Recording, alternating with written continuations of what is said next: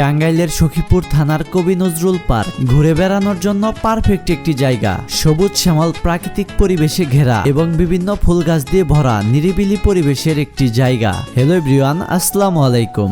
আমরা ঈদের তৃতীয় দিন সকালবেলা এইখানে রওনা হই। আমরা প্রথমে সখীপুর থানার অত্যন্ত সুপরিচিত জায়গা বেরবাড়ি বাজারে চলে আসি। বেরবাড়ি বাজার থেকে নলোয়ার দিকে মাত্র কয়েক মিনিট এগিয়ে গেলেই বাম পাশে এসরানা এগ্রো ফার্ম লিখিত সাইনবোর্ডের পিছনেই একটি পাহাড়ি কাঁচা রাস্তা রয়েছে, যে রাস্তায় ইটের সোলিং বসানো আছে। একদম গ্রাম্য পরিবেশের এই ইট সোলিং বসানো রাস্তা দিয়ে কিছু দূর এগিয়ে গেলেই এক পাশে রয়েছে বাড়ি, আরেক পাশে রয়েছে ধান ক্ষেত। আর এই ধান ক্ষেতগুলোর পিছনে তাকালেই দেখতে পাওয়া যায় সখীপুরের অত্যন্ত সুন্দর এবং নিরিবিলি পার্ক কবি নজরুল পার্ক। আমরা গেটের সামনে আসলেই দেখতে পাই প্রাকৃতিক গাছপালা দিয়ে সাজানো হয়েছে গেটটি। যদিও আগে গেটটি সুন্দর ছিল, কিন্তু এখন ভেঙে গেছে। একটু ভিতরে প্রবেশ করতেই দুই পাশে টবে ফুল রেখে সুন্দর একটি গেট বানানো হয়েছে। আমরা যেতে যেতে দেখতে পাই এখানে অনেক ছোট ছোট পোলাপানো রয়েছে। এরপর এইখানে আমি দেখতে পাই লজ্জাবতী গাছ, যেটা আমার জীবনে দেখা প্রথম। এই লজ্জাবতী গাছে নাকি ছোঁয়া দিলেই গাছের পাতাগুলো লজ্জায় গুটিয়ে যায়। আমিও গাছের পাতার গায়ে হাত দিয়ে দেখলাম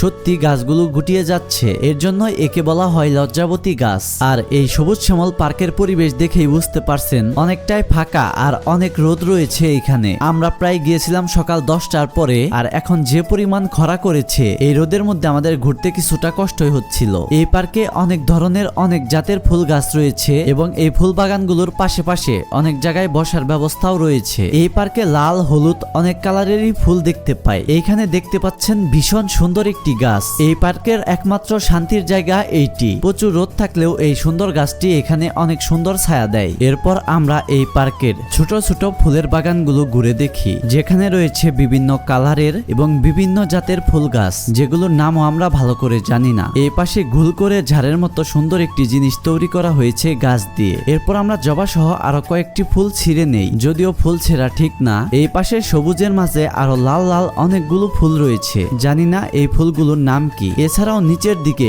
ঘাস ফুল সহ বসার জন্য বেশ কয়েকটি জায়গা রয়েছে। এছাড়াও এই পার্কের চারপাশে শত শত ফুল গাছ দিয়ে ঘেরা। কিছু কিছু গাছে ফুল বড় হয়েছে, আবার এমন কিছু গাছও রয়েছে যেখানে নতুন করে ফুল ধরতেছে। পার্কের চকের এই পাশটা ঘুরেই আমরা একদম পার্কের সামনের দিকে চলে আসি, যে জায়গাটি পার্কে ঢুকার প্রথমেই দেখা যায়। এছাড়াও ওইদিকে শেষ মাথায়ও কয়েকটি জায়গা রয়েছে। এত রোদের কারণে যে জায়গাগুলোতে আমরা যাইনি। এইখানে সামনের দিকে ফুলের বাগানগুলোর মাঝে বসার যে জায়গাটি রয়েছে, এটাই কবি নজরুল পার্কের সবচেয়ে ভাইরাল জায়গা। এইখানে বসে মানুষ সুন্দর সুন্দর ছবি তুলে এবং ভিডিও করে। আর এই জায়গাটার চারপাশেই রয়েছে বিভিন্ন জাতের ছোট ছোট ফুল গাছ, যেই ছোট্ট ছোট্ট ফুল গাছেও অনেক ধরনেরই ফুল ধরে রয়েছে। এই পাশে দুই সারিতে টবে ফুল রেখে যে সুন্দর গেটটি করা হয়েছে বাঁশের বাতি দিয়ে, সেই গেটটি দেখুন কাছে থেকে দেখতে কত সুন্দর। আর এই পাশে বিভিন্ন গাঁদা ফুল বাগানের পাশেই রয়েছে একটি দেয়ালে টবে ফুল এবং কবি নজরুল পার্কের নাম লেখা। এখানে ঘোরাঘুরি করেই আমরা টাঙ্গাইলের সখীপুরের এই কবি নজরুল পার্ক থেকে বের হয়ে যাই। এরপর আমরা আবারও বেরবাড়ি বাজার পার হয়ে নাইকানবাড়ি গ্রামের ভিতর দিয়ে যে সুন্দর পাকা রাস্তাটি চলে এসেছে,